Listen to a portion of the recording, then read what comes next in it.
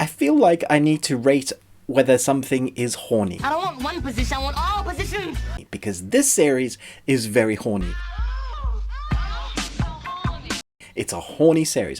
With sex all the time. I feel like when the writers were writing the script for this, the first 4 episodes at least, Yeah, let's screw. they were like, I haven't had sex for so long and I'm writing, cause dang. Oh shit. It's a horny series, guys. Oh, you're nailing me. Cool. Welcome to the Review Tuesday. My name is Ruben. This is my review for Who Killed Sara. I'm not going to try and pronounce in the correct language because I don't speak the language.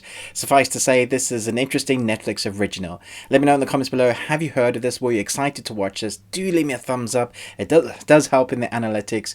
Let's chat down in the comments below about this series. I will do an ending kind of talk about the end of this at the end of the review. But for now, it's non-spoiler review, so let's jump in. Hell-bent on exacting revenge and proving he was framed for his sister's murder, Alex sets out to unearth much more than the crime's real culprit. Okay, so there are 10 episodes at about 35 minutes to about 40 minutes-ish, thereabouts. So you can watch this, you can binge it in about 6 hours if you remove the credits and the intros and the endtros. Intros and outros? Entros. What the hell is that?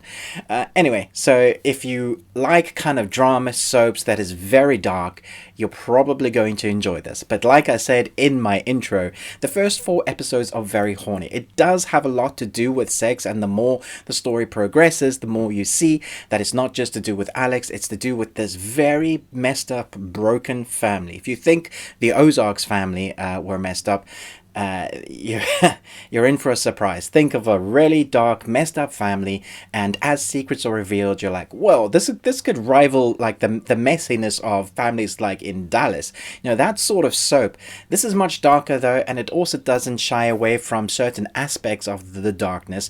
We have the family head, the dad, who's kind of the boss of everything, and the more you find out about him, the more you're like, this guy, I want to punch him, and then you find out that everybody else is not quite who they seem either. It's one of those storylines. So we have the story that is based on, if you've seen the trailer, the brother, as mentioned in the synopsis, goes to jail for a number of years. But in there, he learns a certain set of skills, not quite assassin-worthy level, but he learns some stuff because he's going to come out and do his revenge.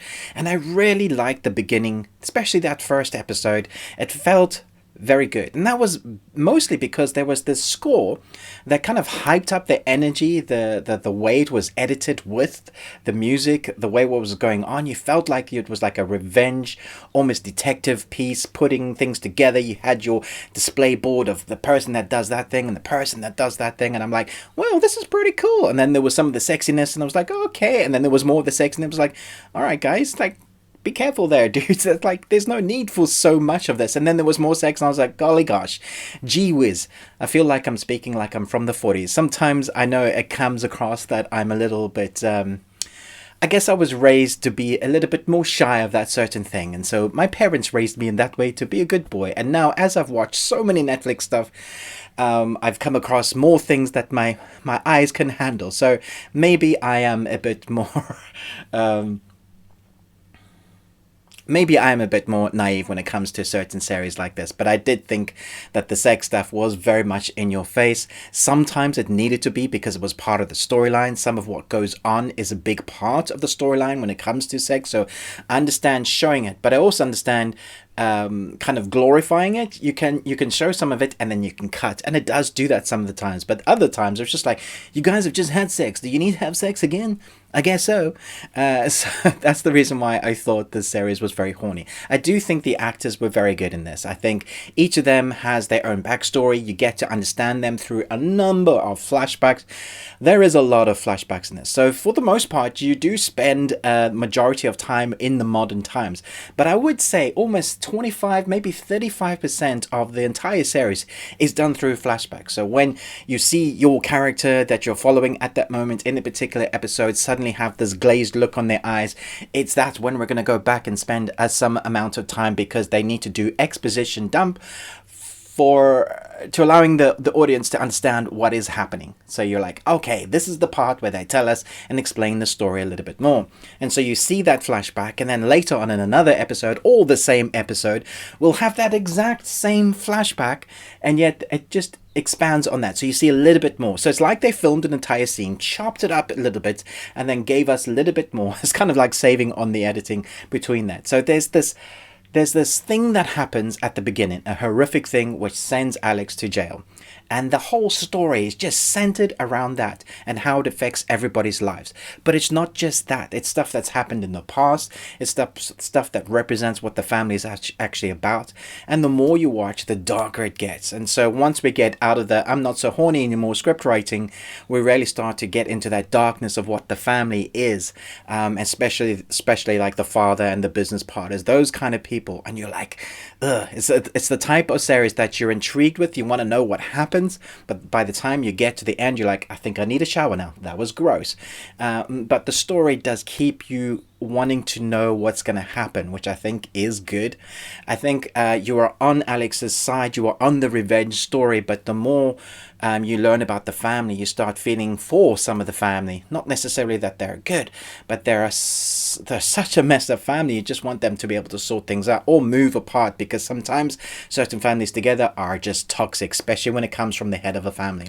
And so we have another brother who's gay, and the father just doesn't like that. We have a mother who is, broken, and she wants to hurt herself. It's all very broken people.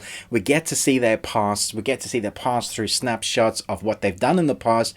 We get flashbacks. It's all put together in this big jigsaw piece puzzle. Now, I can't stand here and say that all is finished by the time you come to the end, and it's one of those that are like, yeah, we know everything. Because the more you find out about this puzzle piece, the more you're like, I've got more questions. So where you think something has happened with someone, the more is revealed. It reminds me a little bit of 13 Reasons Why. That they had a really nice contained story, and yet there was more to go on in the second season, the third season, the fourth season. I feel like that's going to be like this series.